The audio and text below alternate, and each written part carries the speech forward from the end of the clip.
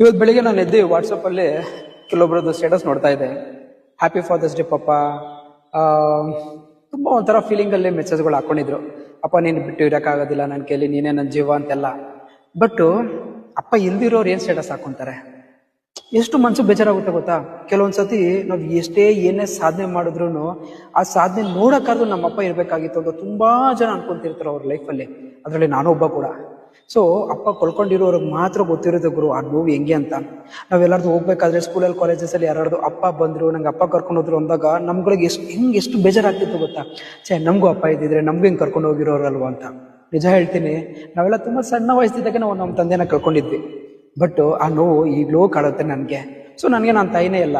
So ನಾನು ನಮ್ಮ ತಾಯಿಗೆ ಹೇಳ್ತೀನಿ ಇವತ್ತು ಹ್ಯಾಪಿ ಮದರ್ಸ್ ಫಾದರ್ಸ್ ಡೇ ಅಂತ ಹೇಳ್ತೀನಿ. ಯಾಕೆ ಗೊತ್ತಾ, ನನಗೆ ಅಮ್ಮನೂ ತಂದೆನೇ, ತಂದೆನೂ ಅಮ್ಮನೇ.